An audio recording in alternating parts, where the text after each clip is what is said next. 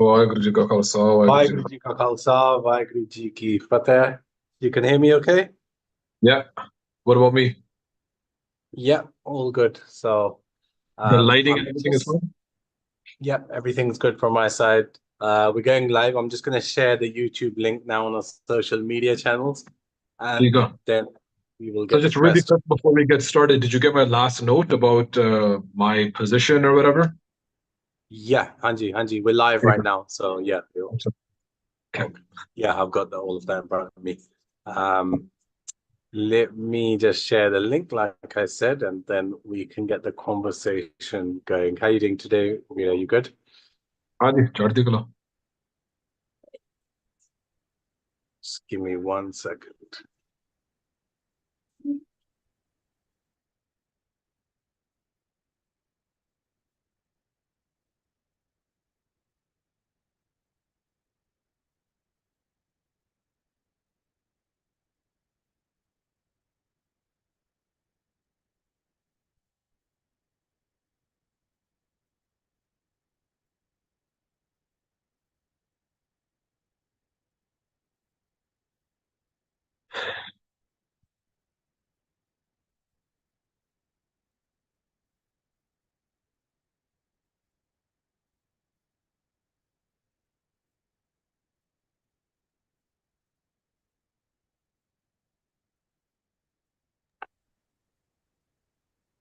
Okay, we're all good. Apologies for the delay, Ji. Vaiguru Ji ka Khalsa, Vaiguru Ji ki. Waheguru ji Ki Fateh So this is Jasveer Singh of the Sikh Press Association, and today we are speaking with Prabjot Singh, who is a national spokesperson for various Sikh bodies, including the Ontario Gurdwaras Committee. Delayed sound. Apologies for that. That happened on the last Zoom. I must make sure it doesn't happen for the third time. Prabjot Singh is spokesperson for Canadian Sikh bodies, and I think most stand out recently. The spokesperson for the Bant, I guess, the Sikh community, the Sikh way, during the Canadian International Inquiry on Foreign Interference. How are you doing today, VG? Thanks for joining us. ਚੜ੍ਹਦੀ ਕਲਾ Yeah, thanks for having me. Just a quick, a minor correction. So I'm not the spokesperson of any of the organizations.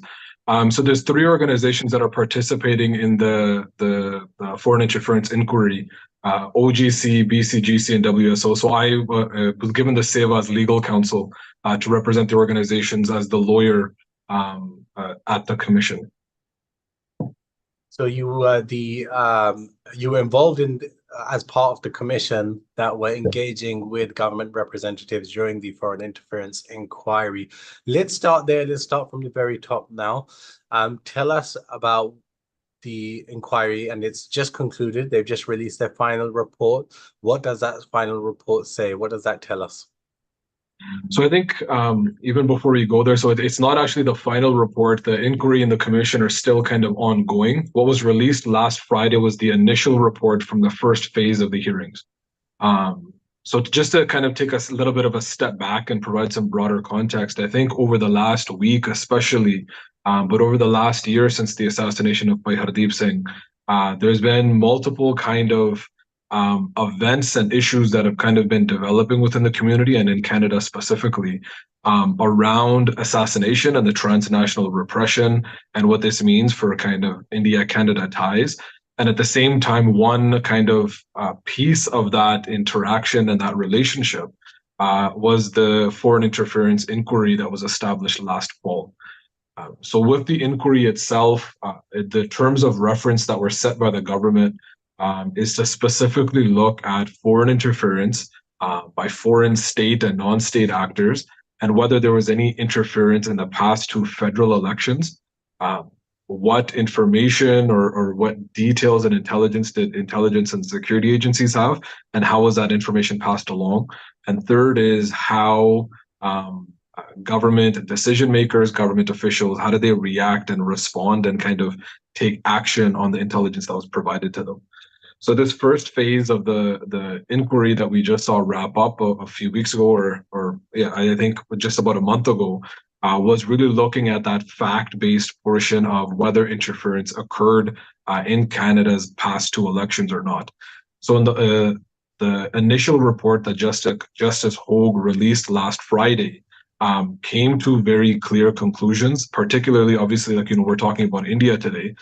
She came to very clear conclusions that India did direct foreign interference activity in 2019 and 2021. She also gave some details on what that looks like, what India's objectives look like, and something I think that we'll probably get into in our conversation as well, though I think it's worth noting that because the government's terms of reference were so narrow and focused on elections specifically, there was actually quite a bit of evidence that was heard in testimony and reviewed in some of the documents released from the government that revealed kind of a broader scope of what foreign interference by India looks like in Canada. Now, it's very interesting for us to see the step from us understanding internally as a community and knowing that we are impacted by interference, and this is interference which it penetrates the political sphere, it penetrates media, even penetrates education. But then to get these things, if you want, validated or verified through engagement with the government and examining documents and so forth, which you yourself did, it's a big leap in the engagement of the Sikh community with Western governments. Tell us about this process, and also tell us about what Sikhs should make of this kind of engagement and the initial report, as you mentioned. So I think, you touched on a few things there. So, like, in terms of the engagement and the unique scenario we're in, and why this is significant, I think, for the community, is the fact that foreign interference, transnational repression have been our community's lived reality for the past 40 years. We've experienced it, we've been targeted by it, we've felt it very, very closely. And the most kind of significant example is obviously the assassination of Hardeep Singh last year. There's been plenty of evidence on the record for the past 40 years that India has been targeting the community, surveilling community members, harassing and intimidating them, using visas as a political tool or a weapon to intimidate Sikh activism in Canada, infiltrating organizations and trying to destabilize community leadership, disinformation and trying to kind of discredit and isolate the Sikh community from broader communities and from politics altogether. I think taken as a whole, looking at what foreign interference looks like and what India's objective is essentially to suppress Sikhs from all facets of public life. And really, we'll get into this, I think, in terms of some of the evidence from CSIS, from Canada's intelligence agency, was very clear that India targets a broad spectrum of Sikh activists, those who engage in lawful advocacy for Khalistan, those who are suspected or accused without any foundation of engaging in quote unquote illegal activity, as well as those who are kind of what they've been described by CSIS as fostering an anti-India sentiment in Canada. So this is something that we've been seeing for many years, but there hasn't ever been any transparency or any public action taken by the government to create awareness publicly about this threat to the community in Canada, or to media, to other politicians and other people who are targeted for this disinformation and in these influence operations. So I think a couple of examples we have seen over the past few years, because we've steadily been seeing India's operations ramp up, and we've seen how they're getting more and more aggressive over the past few years. In 2018, Canada's National Security and Intelligence Advisor did go on the record, and during Trudeau's trip to India, actually said that a lot of the media coverage that was being generated by India was disinformation and an example of foreign interference. But beyond that, there wasn't actually any engagement or public acknowledgement or any transparency about what exactly that looked like, what that meant, how that impacted the community, and what consequences the community suffered as a result. There have been other statements even prior to Hardeep Singh's assassination. Earlier in June of last year, the National Security and Intelligence Advisor at that time did go on the record saying that India is one of the top foreign interference actors in Canada. But beyond that very kind of vague and simple and basic statement, we never really had an opportunity to engage with what that evidence looks like and do any kind of public assessment of what the impacts of that have been. And I think one of the most important things is more about creating a public conversation. Because like we said, the Foreign Interference Commission itself, the terms of reference are incredibly narrow, and they were specifically designed that way by the government to specifically just look at elections. So there's a lot that's been left out of the picture. So I think in terms of how we assess or look at those findings and how the community engages with them, I think it was an opportunity, a massive opportunity, like you said, for us to actually review some of the documents, some of the evidence, actually ask questions of security and government officials about, what level of knowledge they had, what level of responsibility and action they took. So in that sense, what it gave us is a tangible body of evidence for the first time that's publicly available on the record. But in terms of actual conclusions, and I think something we'll get into is we have to understand the political nuances and the context and climate that this is taking place in. Because when Canadian officials at the hearing and outside of the hearing are talking about China or talking about Russia, is very different than the way that India is being talked about even now. We're seeing that slowly start to shift. So CSIS, again, Canada's Security and Intelligence Agency, published their annual report a few days ago on Tuesday. And on the Pant Punjab project, we published some of those details and some of the findings of that report. And it was very clearly stated that India is pretty much the company that India is in is Russia, China, and Iran in terms of countries that are still targeting Canadians and Canadian institutions. And the articles that Prabjot Singh just referred to there from Pant Punjab, you can find links to them on our social media pages. And of course, that is pantpunjab.com, is it? Or .com, Hanji, pantpunjab.com, where you can find these articles which break down the initial findings of this inquiry. So just to go back again, something that I asked earlier, but to specify on. So you've gone over some of these documents of evidence that's been released within the inquiry, and you've also been the person that's tried to navigate these very narrow rules that are set in terms of what we can actually look at. So in general, what should Sikhs make of this engagement and this process so far, and where it's led us to where we are right now? So in terms of the evidence, that we're able to see is very clear. So looking at the CSIS documents, other security intelligence agencies, and some of the government's own briefing notes, what's very, very clear on the record is that Canadian intelligence and security and government officials have been monitoring Indian foreign interference and have known that it's a significant threat for quite some time, and at least since 2017, if not longer.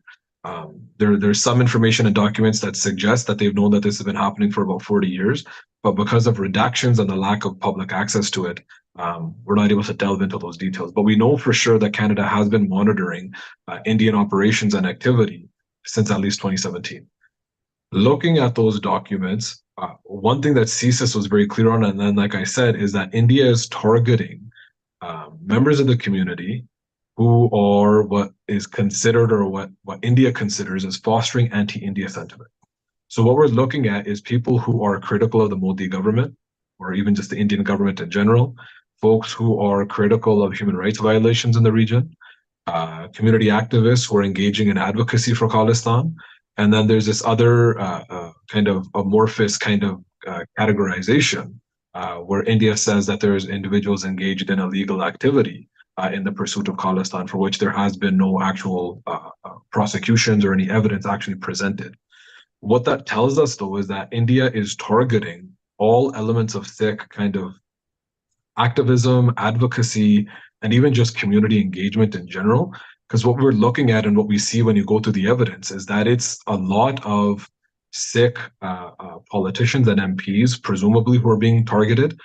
So we're looking at individual election campaigns, where India is providing illicit funds. So this is something that was specifically looked at in 2021, is that India was actually providing funding to specific campaigns, either to help pro-India candidates win, or to make sure that those kind of seen as being antithetical or inimical to Indian interests were either being nominated or kind of actually elected during the actual federal election.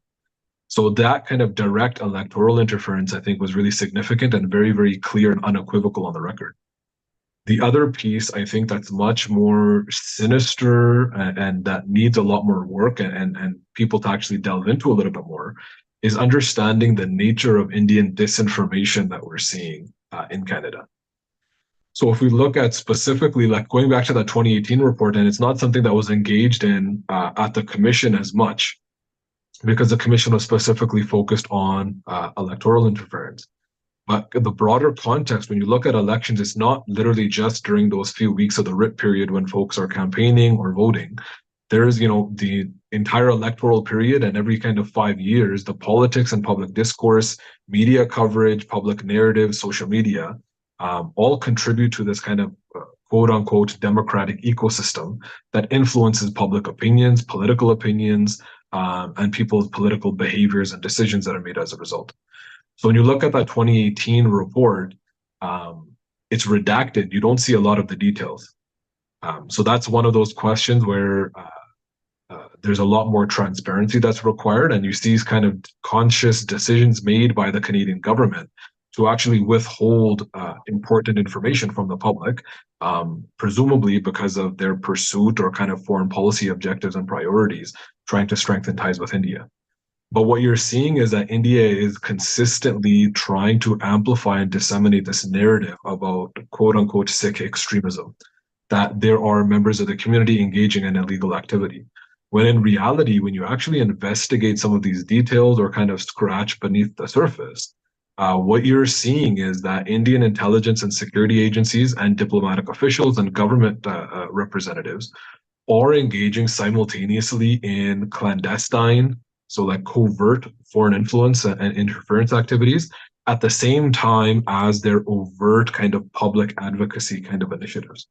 And you're seeing the damage, and I think 2018 is a pivotal moment for this, because when Trudeau goes to India in 2018, what you have is disinformation, which is a form of foreign interference and a national security threat to Canada, where Indian media networks were, according to Canada's NSIA, media coverage was being coordinated or at least driven by Indian intelligence to discredit and embarrass the Canadian government for supposedly being soft on Sikh extremism in order to push them to actually take action against Sikh activists in Canada.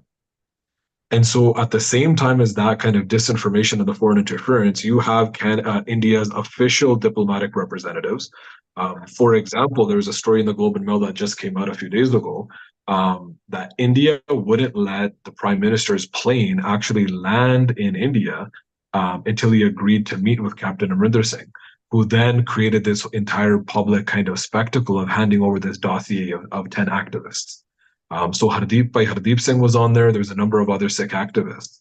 So you kind of see this overt political pressure along with covert intelligence operations meant to pressure the government. What you see as a result of that 2018 trip is you see a security and intelligence cooperation agreement that's signed with India and Canada, which has led to severe impacts on Sikhs living in Canada being targeted by security and intelligence, not only in Canada, but also creating risks and harms in India itself.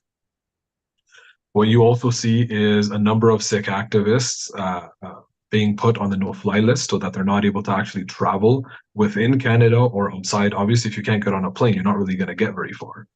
And then you also had later in that year, public safety. The Public Safety Ministry published its public safety report and said that quote unquote Sikh extremism is one of the top 5 security threats to Canada. So if you kind of connect all of the dots, what you see is India's foreign interference and its overt diplomatic influence operations kind of converging and actually successfully managing to convince Canadian authorities to crack down on Sikh activists. And when some of those actual accusations have been kind of investigated further, Global News did a report just a few days ago about the accusations being made by Hardeep Singh. And in 2018, later that year after Trudeau's trip, Hardeep Singh was actually detained and interrogated by RCMP because India sent an allegation and information that he was supposedly involved in some kind of violent attack in India. When RCMP actually took Bhai Hardeep Singh in and evaluated that information, it's not only that they found that there wasn't enough information or there wasn't enough evidence, but it was actually that this is completely incompetent and this is not credible, reliable evidence that is actually anything even factually reliable, and that there's not actually anything there. I think another kind of example is there's a Naujawan from Surrey who actually was a permanent resident in Canada who went back to India around this time, was arrested by Indian security agencies, was kept in custody under India's anti-terror legislation, which kind of makes it very difficult for individuals to get bail. He was tortured for several months, kept in custody. Then he was finally released, but he wasn't allowed to leave the country to the extent that his permanent residency actually lapsed in Canada. When he goes to actually challenge and kind of appeal to the immigration board to have his permanent residency reinstated, there's a bit of an investigation, and the tribunal actually found some very damning evidence about India's actions, their targeting of this activist, and details about how Indian security agencies provide and pretty much manufacture false allegations without any evidence, but they use that to target political Sikh activists. So that finding of the immigration board was very, very clear that there wasn't a single shred of evidence that linked that Naujawan to any kind of criminal association, let alone terrorist activity. But despite this, India continued to harass, intimidate, and surveil him, making his life incredibly difficult and making it impossible for him to come back to Canada. So this is, I think, a very stark reminder and an example. We're talking about an individual who is actually in India, and I think somebody similar in a position is Jagtar Singh Jaggi Jowal from the UK, who was arrested in 2017. Somebody who was arrested in India under Indian laws, where there hasn't been any evidence that's actually formally been presented or that's credible or reliable, leading to a conviction or a successful prosecution. But despite that, he's still been in prison for, I think, going on 7 years now. So I think what's really important is taking a step back and, like I said, looking at this entire kind of ecosystem and everything that's happening right now in terms of Indian foreign interference and its objectives. The objective is very clear at targeting political activists and suppressing Sikh advocacy for Khalistan, for human rights, or any kind of criticism of India. And that's kind of what's at the crux of this. So the Foreign Interference Commission gets into it and provides us some of that information, but it doesn't delve into the full extent of the issue either. I think it's just important to reemphasize for listeners what you said there about the allegations put towards the likes of Shaheed Bhai Hardeep Singh Nijjar, which were presented to Canadian authorities, which were examined by Canadian authorities, and as a result were categorically dismissed by Canadian authorities because of the lack of evidence. But speaking of evidence then, so what evidence is presented to confirm India's interference? Because this is something that the Sikh community is well aware of, but sometimes giving tangible proof can be difficult. But we know the patterns, we know the outcomes. So what constitutes evidence during this inquiry by the Commission? So a couple of things that came out on the record, because the issue that we also face at the same time at the Commission and in general, we're engaging in kind of really sensitive territory where governments and agencies are very, very hesitant to provide any public information because it relates to national security and it relates to intelligence. So they don't actually, and they haven't been providing very much, if any, raw intelligence or actual specific details. What the agencies have been providing is essentially high-level summaries or declassified summaries of the intelligence. So what we're seeing is CSIS and kind of Canada's entire intelligence apparatus and their intelligence holdings summarized in a couple of core documents that go into not detail, but they describe at length what Indian operations look like in Canada. So we see that they're targeting Sikh activists. They're one of their main issues is pretty much trying to neutralize and undermine advocacy and activism for Khalistan specifically, and that they're engaging in disinformation, even though that wasn't really delved into by the report. It is something that did come up significantly and was discussed at some length during the actual hearings, and that India is targeting individual campaigns. So India isn't kind of trying to influence the outcome of the entire election altogether or targeting all candidates, all ridings and constituencies.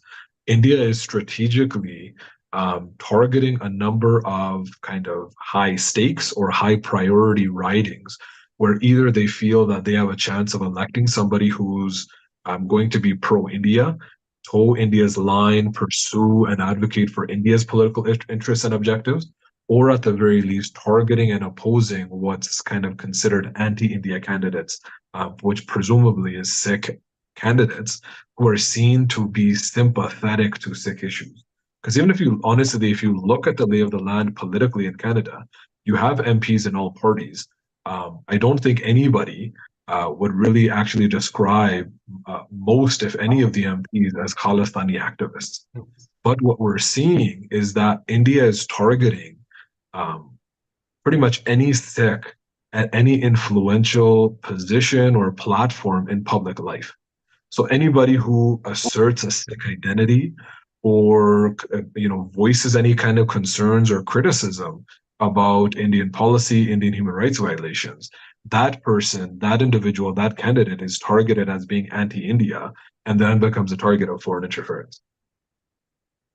It's very interesting to hear you say that even at the level where you're engaging with the likes of Prime Minister Trudeau, that the information you're getting is heavily redacted and you're essentially getting summaries. And that's something that you actually challenged Trudeau on directly, and you try to get to the bottom of why and how the information gets what I would call censored in this way. Tell us about why you thought that was important to challenge Justin Trudeau on directly on this specific topic, and tell us what it was like preparing to engage with him and what you think you got from him also. Yeah, so I think in terms of the preparation and even kind of like the approach, for all of us involved, I think one of our very like significant objectives was actually engaging with the government as an equal. So not, a lot of these times we have this kind of inferiority complex where we're hoping and praying that the government will kind of, sadi baam fad ke, that, they'll solve all of our problems. When in reality, like we kind of talked about at the outset of this conversation, taking a step back, that's not the reality. Whether it's prosecution of those individuals who killed Bhai Hardeep Singh, whether it's, the report from the Foreign Interference Commission, these are all kind of individual dots or building blocks of Sikh advocacy, of pretty much of this Sangharsh and what the political objectives of the community are as a whole. So in terms of our engagement, it was very much that, we're not here for scraps at the table.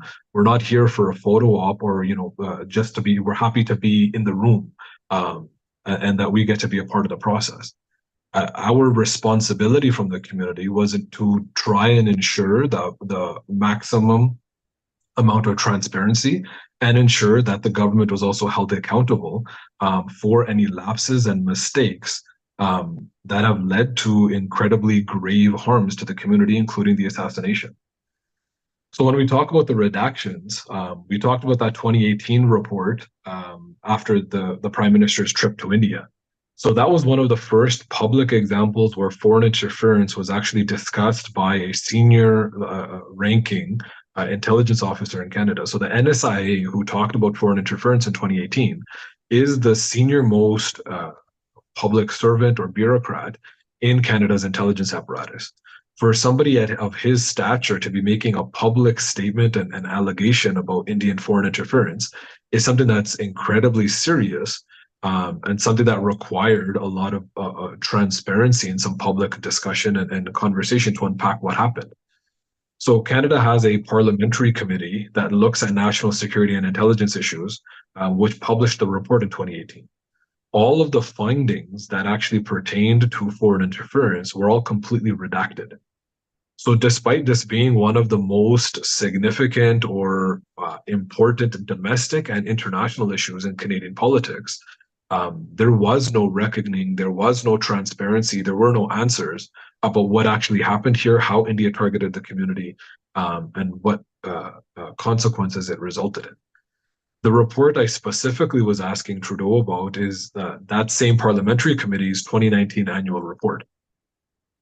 So in 2019, the report was published, or it was published in early 2020, but it was their 2019 report. And what that looked at is foreign interference very, very closely in terms of theoretically what is foreign interference, what are the threats and harms. And then it looked at 3 case studies. So it looked at presumably 3 different countries and what their foreign interference operations look like, how they're targeting Canada, how they're targeting diaspora communities.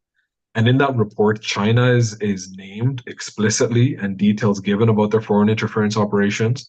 Russia is named explicitly and details are given about their foreign interference operations. And then that third section, pretty much all it says is other countries, and that entire section is completely redacted. When you get into the next part of the report, it actually assesses Canada's effectiveness at combating foreign interference.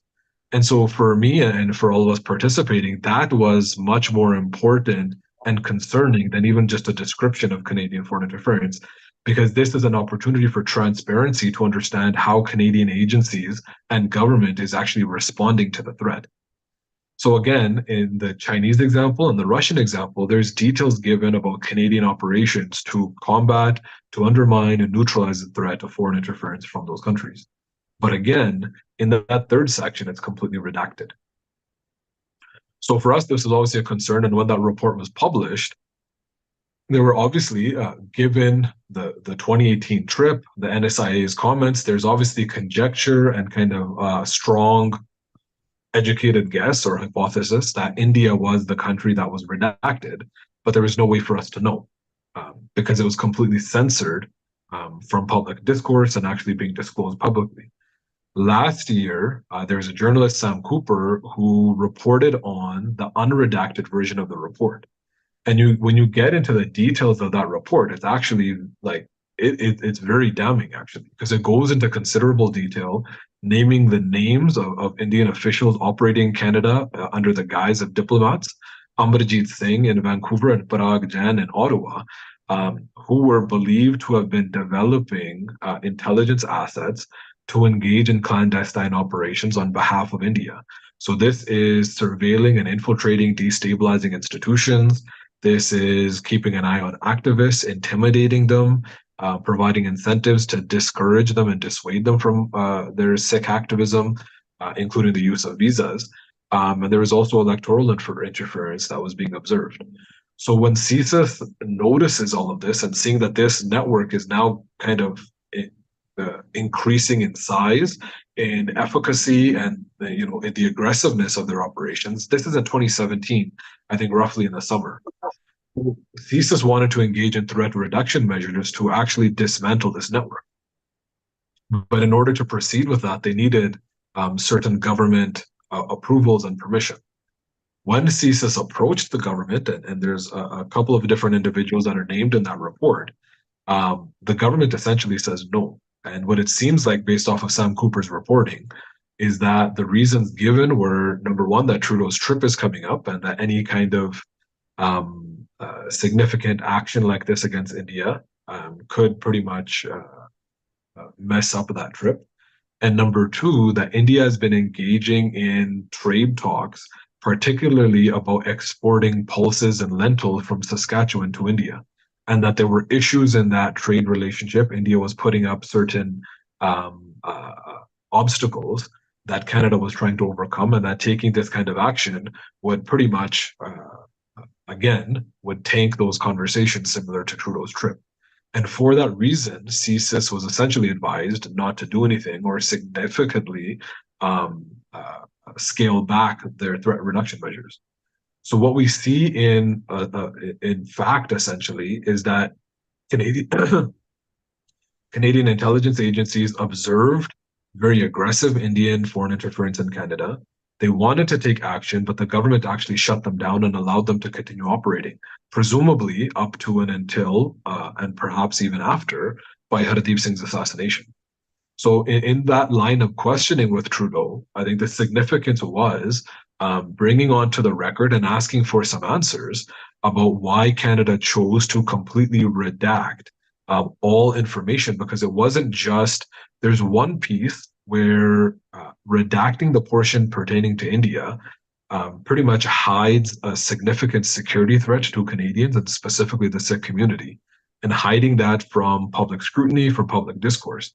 The other thing that I think is even more concerning, though, is that those redactions effectively serve to provide or pretty much facilitate a government cover up to mask the government's failure to actually take action against this threat when there was ample opportunity for them to do so.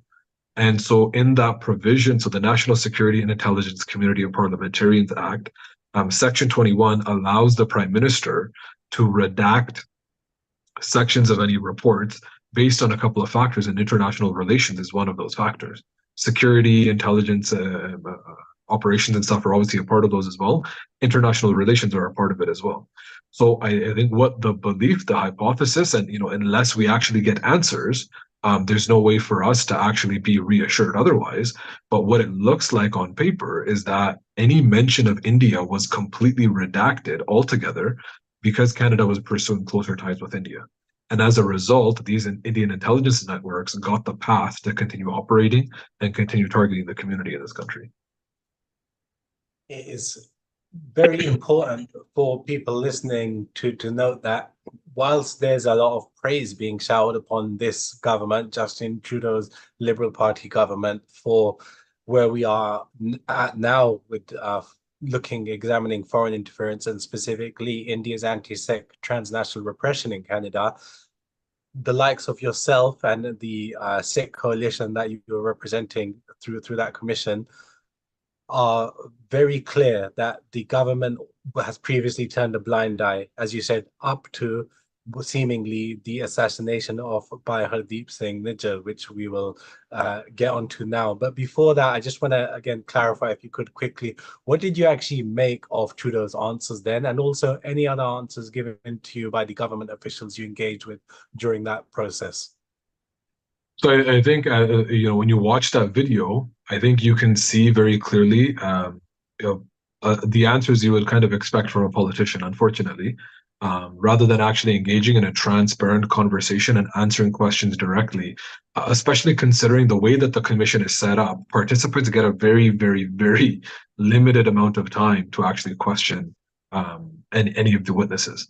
So for a politician to kind of run the clock and kind of give a fluff piece answer is concerning and is unfortunate, because they're passing up on an opportunity to actually engage and demonstrate in transparency and reassure the community and answer some hard questions about where their responsibility lies in this question. And so on that question of redactions, I kept pushing because it was important for the commissioner and for the public to actually get an answer. Because the Prime Minister does bear responsibility for that decision to redact that report.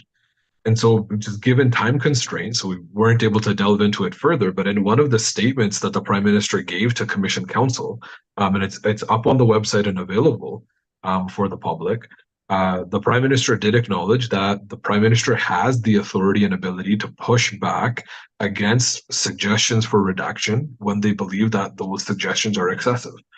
And in the legislation itself, the decision to actually make a redaction lays at the feet of the Prime Minister. So the Prime Minister had the opportunity to clear the air, provide some additional clarity about why those decisions were made, but unfortunately chose not to. Yeah, from my perspective, it was clear that he was trying to distance himself from those decisions. So at least we can be aware that this is something that now no one wants to take ownership of, and for good reason, because there's ample evidence about India's interference and the blind eye that the government has previously turned to it.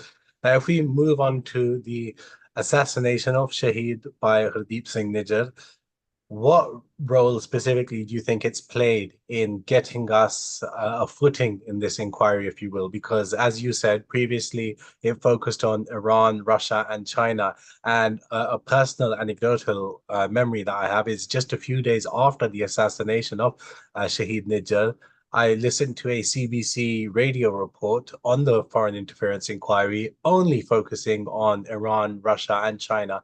So even after that period, it wasn't like there was a open pathway towards examining Indian interference in Canada, even after the assassination. So what impact did that assassination have on the likes of yourself getting involved in the process and being part of the inquiry? So I think it definitely made a huge difference. It definitely had an impact, but like what's concerning, and again, to point this out, is like some of the evidence that we heard at the commission from CSIS officials, from the Counter Foreign Interference coordinator, Bo Basler, and other officials. India has been considered to be the second most prominent foreign interference threat to Canada, second only to China. That means that India is, by Canadian intelligence, and again, this isn't me saying this, this is CSIS going on the record and saying India is a more prominent and concerning threat than Russia, than Iran, than a number of other countries. It's second only to China, which is kind of, as you've seen in media coverage, is kind of seen as a very significant threat actor.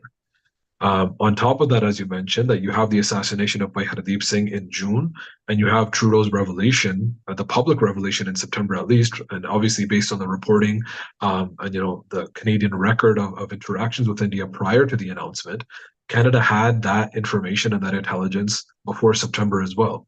So why India wasn't explicitly included in the list of potential threats in the terms of reference, the way that Russia and China have been, is a matter of concern and something that we really do need to unpack, because we saw consistently throughout the commission when officials were talking about China and Russia, they're spoken about in very clear-cut adversarial terms that these are hostile actors who are targeting Canada. When it comes to India, everybody kind of tiptoed around the question or was very, very cognizant of their language, tried to tiptoe, and tried to avoid answering questions when it went beyond the scope of elections specifically, which gives that suggestion, again, similar to the decision made to redact all of that evidence, is that Canada is still kind of trying to play both sides. Canada is still very kind of strongly trying to pursue a stronger relationship with India, and is trying with its trying as hard as it can to is trying significantly to maintain that relationship with India and making sure that it doesn't get kiboshed. So while there's calls for accountability, there's calls that India was responsible. There is also kind of the downplaying of certain rhetoric and a hesitation to take certain steps that suggest that in Canada also, and as well as the US and other countries that are kind of watching this, want to kind of sweep this under the rug as quickly as possible to get on with business as usual. So one of the things that you mentioned kind of earlier on at the outset, and we kind of talked about, with the assassination, you have a very clear example of the most kind of aggressive and egregious form of foreign interference you can kind of imagine. You have the Foreign Interference Commission that's looking at elections. But it's not just the fact that Hardeep Singh was assassinated. It's the fact that India has been, based on public reporting and based on common sense, looking at what's happening around us, that there is a transnational assassination program that is specifically targeting Sikh activists as well as Kashmiri activists and other critics of India who have been targeted all around the world, including in Canada and in the US. So in November, we saw the indictment of Nikhil Gupta, who was operating as a middleman to essentially coordinate the assassination of Gurpatwant Singh Pannu in New York. And obviously, we have the assassination of Hardeep Singh in June. So this is kind of, both of these are happening at the same time. When you look at the Washington Post article that came out maybe a week or two ago, you're seeing a very extensive investigation happening, engaging with intelligence and government officials from Australia, the UK, US, Canada, and India itself. And what you're seeing is a very, very damning picture where Canadian and US intelligence officials and government are convinced and strongly of the belief that India is responsible for the assassination at the highest levels of Indian intelligence and government. At the same time, though, you're seeing that in the indictment of Nikhil Gupta, the intelligence operative, who's actually kind of his handler, is only referred to as CC1. The US, up until now, hasn't actually taken action against the individuals who actually coordinated the plot. So similarly, in Canada, you're seeing the arrest of three individuals who are believed to have been the shooters or directly involved in the shooting itself. You're still seeing some hesitation of further action. You're seeing signals that it's a possibility and the door is still open. But there's not a strong, clear, unequivocal response that India itself and the senior most Indian officials responsible will be held to account. And so, like, if, even from an international law perspective, it's important to kind of keep in mind this isn't an issue based on the reporting. This isn't an issue of individual criminality. If a country's intelligence service, security agency, or army um, provides a direct order to engage in something that's a crime, there is state responsibility for that crime. So this isn't about individuals or a so-called rogue operation or rogue individual. This is a state-directed assassination of political dissidents that's happening around the world. And I think what we need to really kind of keep our eye on and the community needs to organize around is ensuring that we advocate on sovereign terms as a community, not as minority citizens within these countries and hoping for spots at the table, but ensuring that the US and Canada and others hold India to account and not just the individuals. There's actually a great article I recommend any listeners to read on barsnews.org right now about the Sikh community as stakeholders regarding the Khalistan movement, which adds a bit more to the understanding that the Sikh community has a lot more leverage than perhaps sometimes we wield.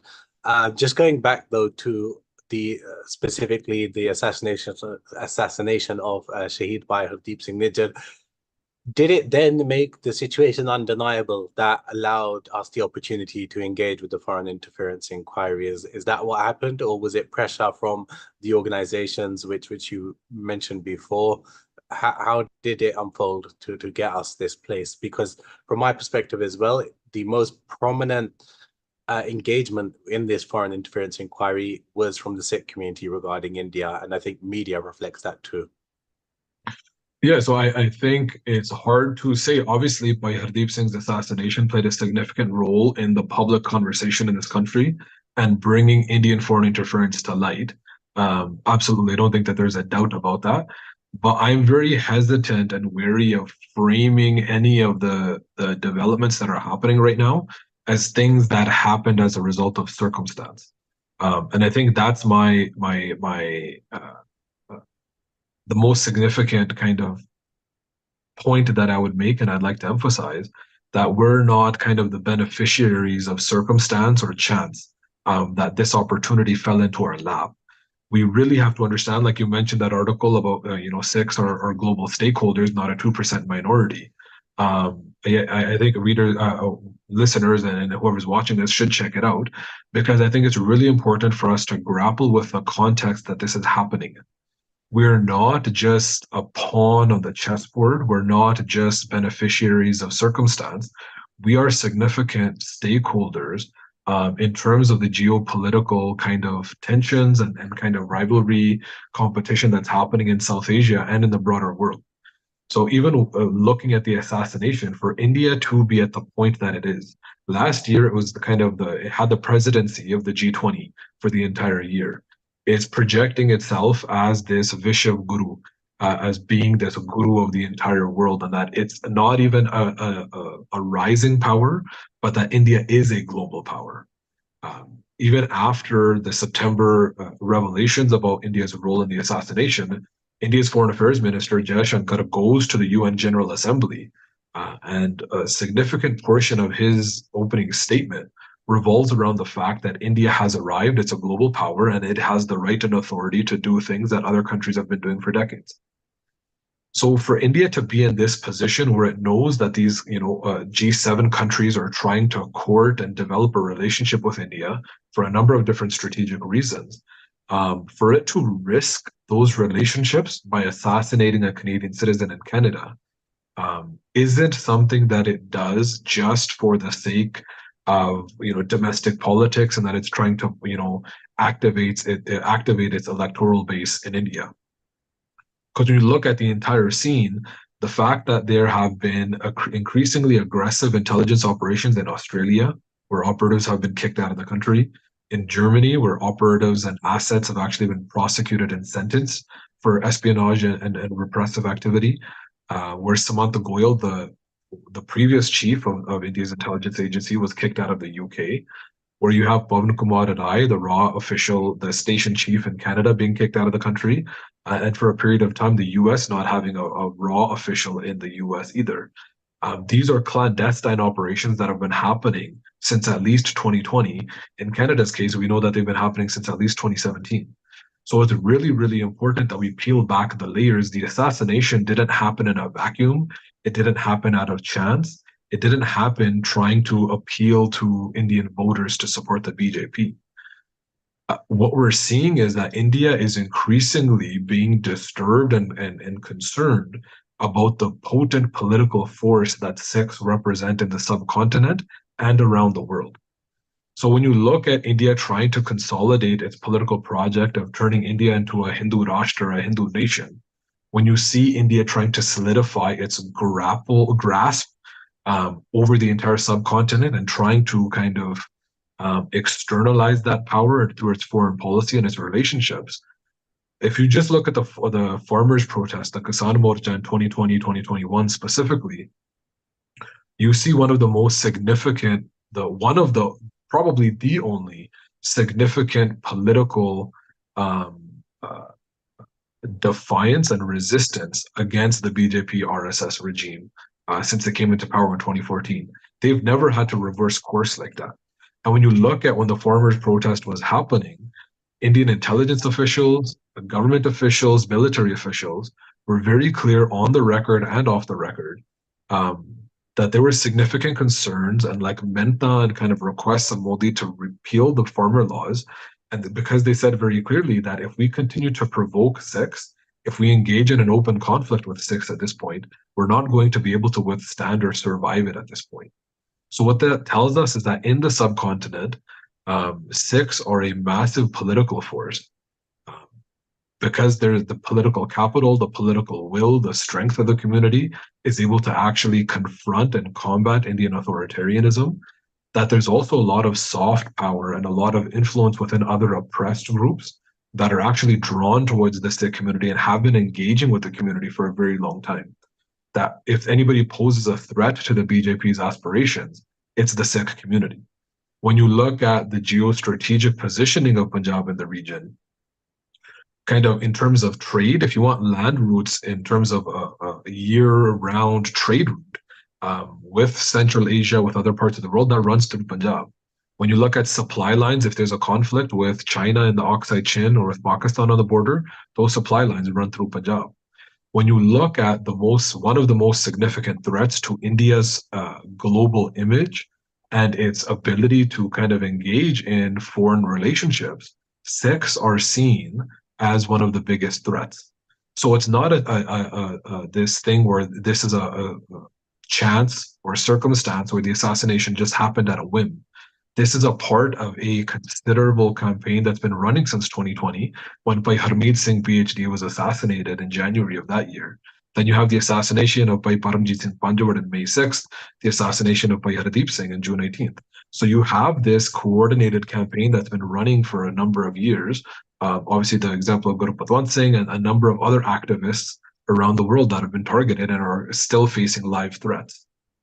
At the same time, I think Canada and these other countries are also seeing, if you look at even the tone in media, the tone in kind of political circles, the way that Sikhs are being talked about today is not the same as we were talked about 10, 15, 20 years ago. I remember growing up in this country watching CBC and Terry Molesky's Samosa Politics documentary. There's a recognition of the political force and the legitimate political aspirations that our community has right now. So I think for me, kind of closing off, I guess, I would really emphasize that perspective and that point, that we are not a minority, we are not a bargaining chip, we are not kind of floating around in, as a pawn in somebody else's game. We're a stakeholder at this moment, and it's important for us to kind of organize ourselves and kind of take on that mentality and advocate organize and engage in our own political project on our own terms for our own sovereignty and self-determination in Khalistan. Because kind of in this context, like we've kind of talked about, that is a reality that we're facing right now. A very important point there, and I think just to summarize, it was not a case of the assassination of Shahid by Hardeep Singh Nijjar creating this position. The assassination itself was being in this position as stakeholders already. And then there's been previous incidents which you've mentioned of assassinations, which point back to that being the situation for a while now. And India's... Jasveer Singh, I think you muted yourself, or it might be a technical on my end. I can hear you. I can hear myself. My mute's on. Can you hear me now? Yeah, that's better now. Okay, so I was just summarizing what you were saying, and in essence, that the situation, the assassination of Shahid by Hardeep Singh Nijjar isn't an incident which led to this. In fact, it's a byproduct of the position of the Sikh Panth as stakeholders within the wider geopolitical issues that we've been talking about, and the internal, or sorry, global political plays that are going on right now. I want to bring up a couple of things actually, but before I get onto what you mentioned about BJP polls and this idea that the Indian government is allowing certain things to happen because it looks better for them in terms of their reputation with their fanatical support, if you will, back home, I want to raise a couple of media investigations that have really blown apart the situation about Indian interference targeting the Sikh community. One is by the Washington Post, which came out approximately a week and a half ago, which spoke with dozens of intelligence officers from across the world and gave various details of the type of interference that is targeting the Sikh community. You yourself have mentioned some of those points that were raised in this Washington Post report, such as the USA removing raw officers as Indian intelligence officers from the country because of what they were doing, and the same with the UK. And there's also a Guardian investigation by a UK-based newspaper, The Guardian, which a few things, one of the standout findings were that the Indian government is actually using Islamic extremist groups and individuals to target the Sikh community by manipulating them, often through social media. What kind of role have these types of investigations by mainstream media played in both the interference or in the general scope of the perception of how the Sikh community is targeted globally with this transnational repression campaign, from your perspective? So I think the reporting's been incredibly important because some of these reporters, I think the two that you mentioned is Guardian, the Washington Post article, but even CBC's Evan Dyer's report last Friday. I think all three of those taken kind of together paint a very, very clear picture of how India is operating in terms of this assassination program. That it's not kind of a coincidence, it's not rogue elements. This is a concerted policy of the Indian state to target political dissidents. And as you kind of mentioned, is that the way that they're doing this is actually using organized crime and other kind of entities to carry out their dirty work for them. And so even the use of organized crime in the case of the attempted assassination of Gurpatwant Singh and the actual assassination of Hardeep Singh, using organized crime syndicates kind of continues to build on disinformation that India has been relying on over the last few years, trying to kind of create this narrative of so-called narco-terrorism, that, you know, Khalistani organizations are actually tied to drug trafficking or organized crime, as a way not only of character assassination and trying to malign the politics of the movement, but it pretty much tries to delegitimize political activists and try to explain away the assassinations of these individuals and trying to cover it up so that the trail doesn't lead back to the Indian state. But I think even like a part of this that we kind of lose sight of, the fact that, you know, they're trying to link certain individuals to Khalistani activism as a means to legitimize killing individuals and hoping that nobody asks any questions. So we're seeing a number of police encounters that have been happening over the past few years in Punjab as well, usually kind of associated with figures that are accused of being organized crime figures. But they're using organized crime and Khalistan, merging them together to simultaneously discredit and isolate the movement, but also as a cover to kind of obscure their role in assassinations abroad or to try and legitimize state violence and atrocities in Punjab itself. I want to go back to what you mentioned about the BJP polls and this idea that India is allowing a lot of this situation because it looks good for their reputation. That's kind of believed because of a few statements that have been made by the likes of Amit Shah and Rajneet Singh, senior Indian politicians in Modi's cabinet, that have basically said, yeah, we do kill Khalistanis overseas, specifically in Pakistan. And that's just part of what we do at India. That's what we believe in. But what do you say to that, to this idea that India are allowing the situation because it looks good for the Modi regime? So I think the reason I think a lot of Western commentators are kind of coming to this conclusion, and there's some Indian-based kind of liberal-leaning journalists who are also trying to kind of build upon that narrative. They're trying to completely dismiss Sikh political agency in this entire scenario and say that there is no Sikh political movement right now. India is manufacturing these narratives, killing individuals simply to kind of satisfy and galvanize their political base. And I think based off of what we had just talked about in terms of the political context of what is happening in Punjab, the farmers' protest being an example, and the statements being made by intelligence, military, and government officials at that time, makes it very clear that Sikhs are seen as a political threat. And that's why they're being targeted, not simply because that they're manufacturing something that doesn't actually exist.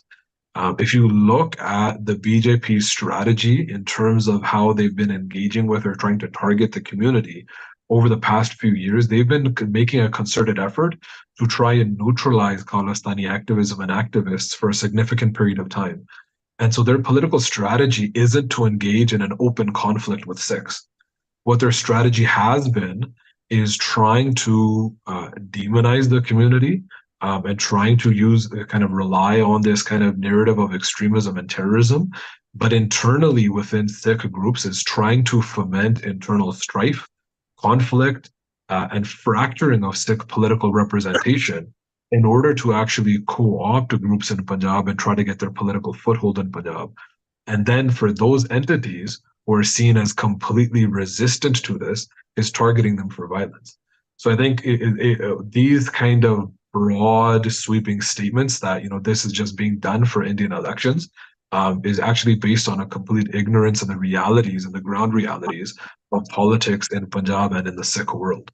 The BJP's strategy is actually very different in terms of how it's trying to contain Sikh resistance rather than actually trying to combat it or enter into an open conflict. Again, for me, that just emphasizes one of the most important points I feel you're making during this conversation, which is the stakeholder position that the Sikh currently lies in, and us recognizing that. Just final two questions from myself, and then we do have a few from viewers or audience, if you will.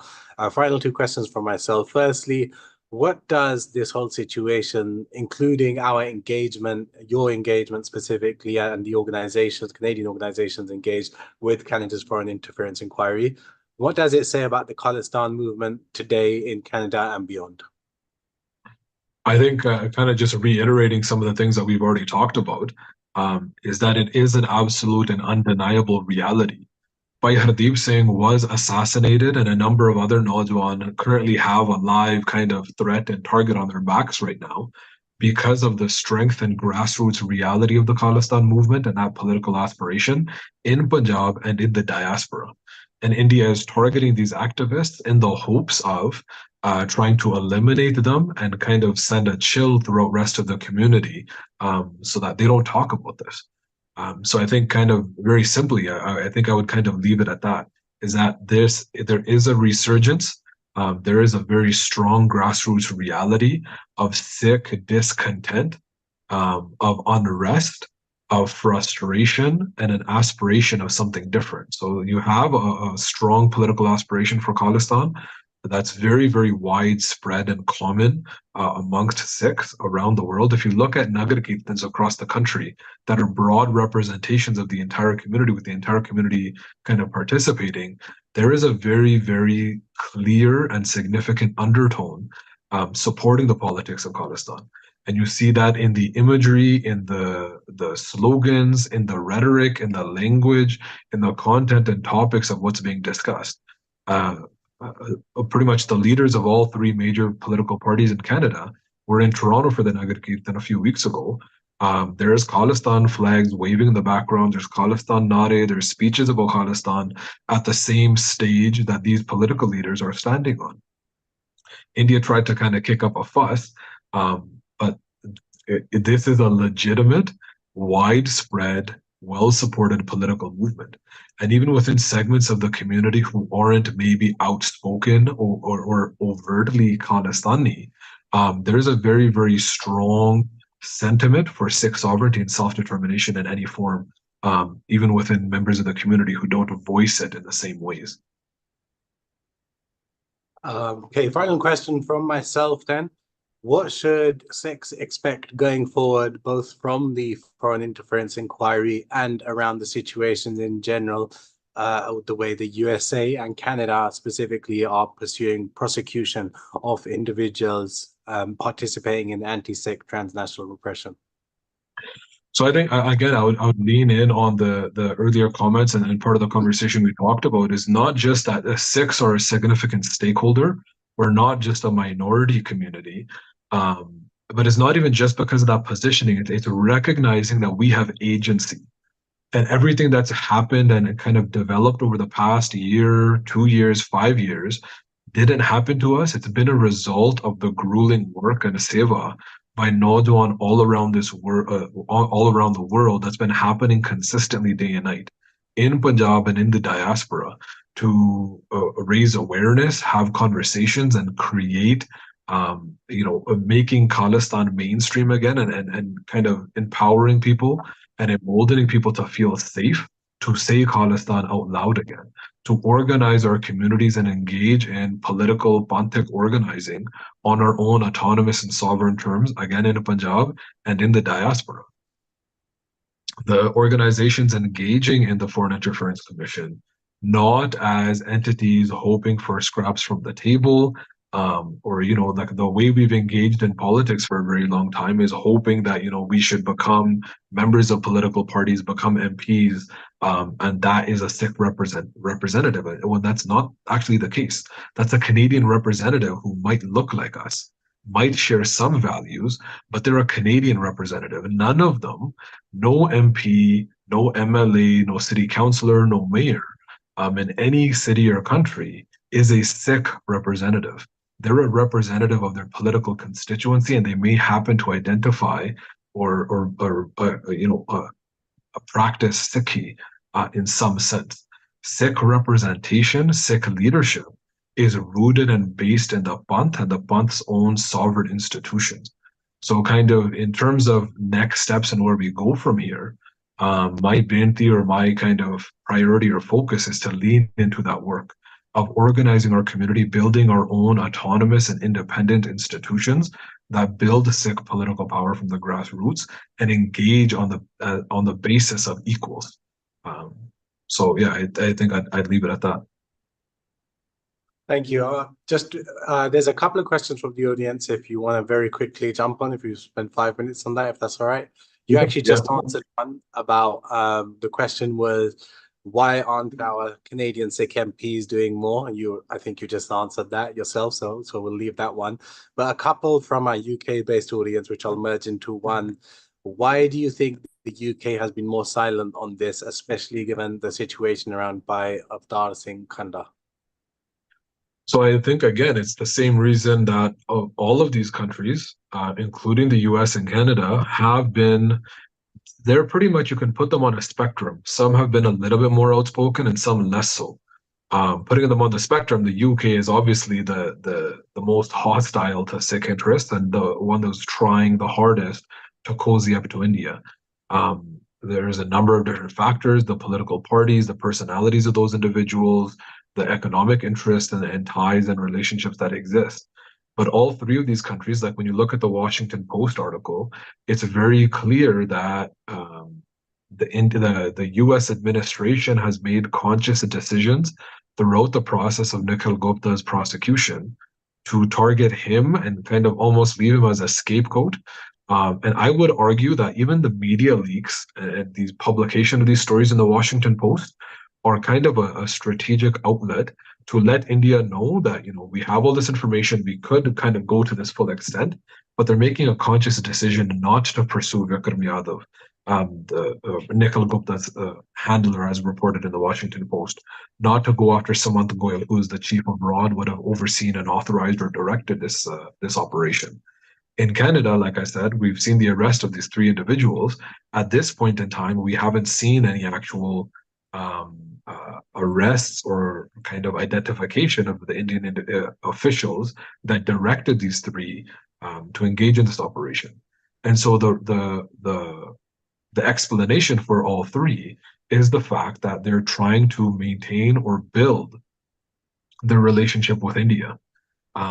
And so that's a reality of what this relationship looks like. So then the onus is on us, is how do we build our political alternative, our narrative, and build enough influence and pressure to ensure that there is kind of the fullest extent of accountability. So I don't think we can rely on or hope for somebody else's moral compass or their kind of conscience to kind of call them to do the right thing. We have to, in all three countries and kind of coherently around the world at the same time, is organize our communities to advocate and represent and do numandagi of our own interests, because nobody else is going to do it for us. Okay, very last question then.